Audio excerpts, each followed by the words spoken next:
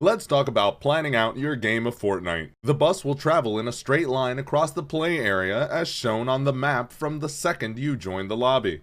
Once you jump off of the bus, you can realistically reach any location on the map if you pull your parachute fast enough. Open up your map in the lobby and find out where you have to jump out to take the shortest, straight line route that allows you to reach your drop as fast as possible without hanging over your desired location, waiting for your character to gradually drop down. For most people, this means deploying your parachute later than you would expect. Keep in mind that your parachute deploys automatically when you are a certain distance away from the map geometry directly below you. This means that your parachute will automatically deploy farther up if you are right above a mountain, as opposed to an area of low elevation. Where players go will vary heavily from game to game.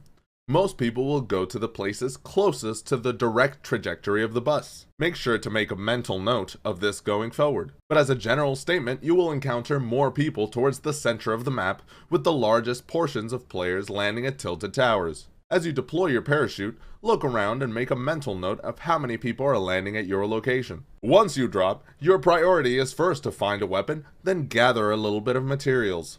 Landing at an uncontested house and breaking furniture is great for this. You can then clear your immediate surroundings and loot your location as much as possible. As a time-saving measure, you can generally skip houses that players have already been to. Every door in the game spawns closed, so if you see open doors and weapons without ammo next to them, you can know instantly that it has already been looted. You have a little more than a minute and 30 seconds from the time you're first able to jump off of the bus for the first circle to form. If you are not inside of the safe zone, a white line will be drawn between your player marker on the map and the edge of the circle. You'll still have a long time between the formation of the circle and the storm closing in, so make sure you take your time to loot and gather a lot of materials. On your map you will see a faint grid.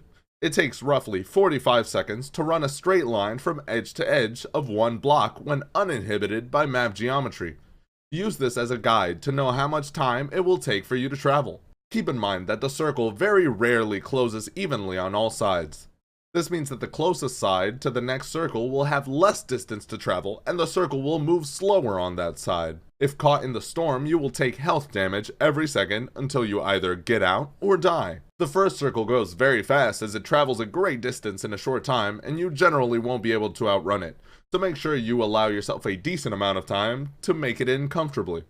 As the circle gets smaller, it will move slower, and you'll typically be able to outrun it. However, with each subsequent circle, the storm will do more and more damage, so be careful not to get caught in it, particularly at the later stages of a game.